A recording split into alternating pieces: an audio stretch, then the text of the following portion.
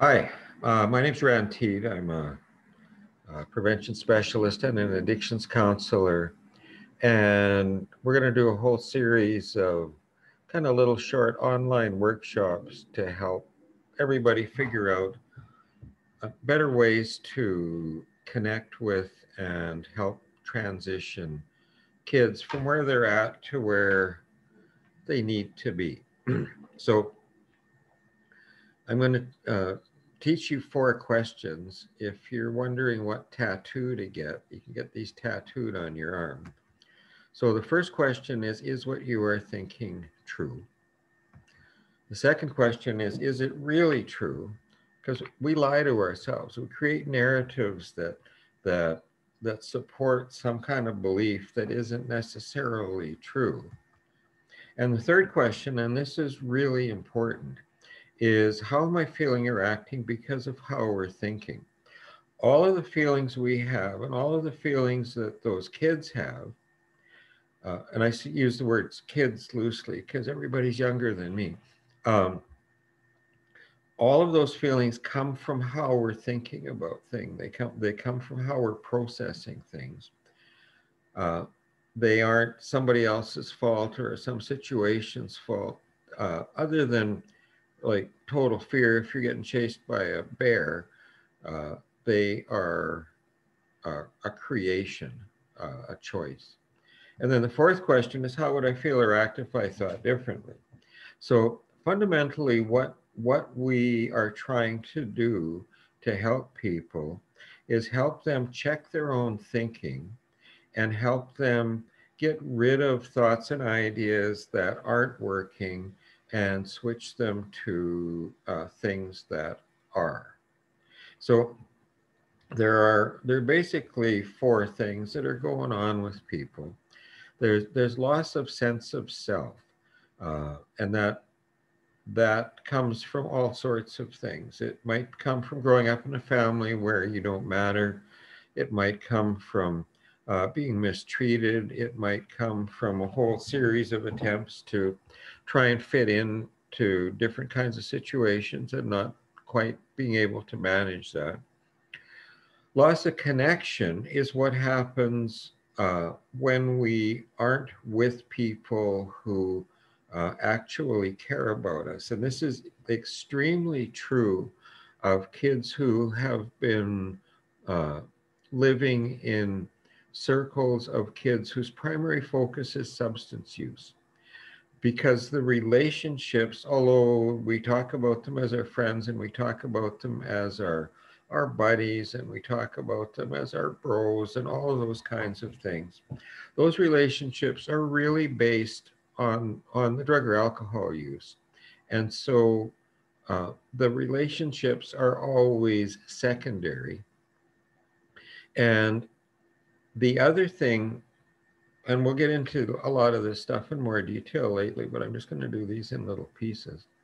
The other thing is that when you're using substances or when you're with people who are using substances, the emotional connections aren't real. They become very, very artificial. Uh, Substances cause us to lose feeling, and sometimes that is intentional. If we're carrying a lot of hurt, that seems to be an attractive solution to that. And the other thing that uh, is typically true with these kids, and actually most people who are struggling, is they're highly reactive to stress. They feel like everything is stressing them out. So there's a whole body of research on what's called adverse childhood experiences, and these are the 10 main ones, but there's lots of different little tangential ones too.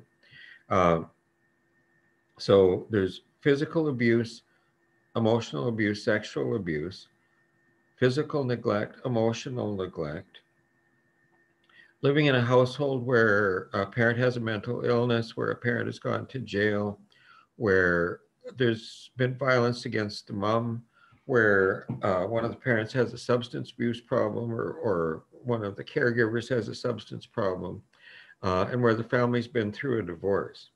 Now, Any kid who has experienced 4 or more of those before the age of 12 has had uh, a neurobiological developmental problem occur in their brain.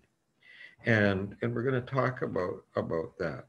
Uh, if When you're talking to kids, it's important to listen to their story, and it's all when you're doing that, it's really important to not be thinking about your own story. Listen to what they're saying. Ask them about how things were growing up. Uh, Talk to them about how they felt. Talk to them about what kinds of things they did. And as you start to hear more and more of these stories, you'll get a much better sense of how those impact people. So, uh, 4 or more of those things, and the risk of alcoholism or drug addiction goes up 60%. Uh, Underlying chronic depression goes up 60% for women, about 35 to 40% for males. Uh, uh, School and work problems go hand in hand with high scores in that ACE test. And what happens, and this is the important part that I want to talk about today. What happens is because of these, I thought I had a fancy pen, but I'm sorry, I don't. Um, what happens because of these adverse childhood experiences, we get disrupted neurodevelopment. Essentially, what's happening is the kids do not feel safe. Some of them haven't felt safe ever, and so that totally activates our stress response system. When we don't feel safe, that's like something out there is going to hurt us, and we have to either fight, flight, or hide. And well, fight, run, or hide.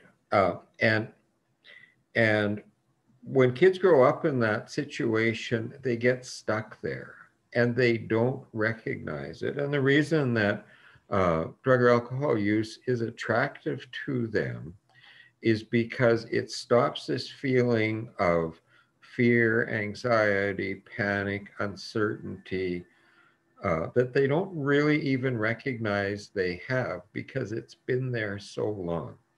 So, our primary job is to help them start to feel safe and comfortable. And one of the things that we can do to do that is listen to them, listen to their story, and and very gently and compassionately help them start to understand how they can change how they're feeling. So we have 2 nervous systems. We have a sympathetic nervous system and a parasympathetic nervous system. Our sympathetic nervous system is the one that's on guard. It's the one that's alerted. It's the one that's watching out for the next thing that's going to happen. And if you've lived in a house where there's been an alcohol problem and violence, or you've been inappropriately touched, or you've been whacked around, or any of those things, your sympathetic nervous system is always waiting for the next thing to happen. So you're always on guard. Our parasympathetic nervous system is the part of our nervous system that tells us that things are okay. So, one of the first things that we're going to start working on with kids is breathing. And some kids will be able to do it sitting still. Other kids will have to move while they're doing it. Depends on kind of how they react to things. But as soon as we take a big, slow, deep breath, so take a big, slow, deep breath and hold it for a couple of seconds and then let it out nice and slow. Another big, slow, deep breath. Hold it for a couple of seconds. Let it out nice and slow.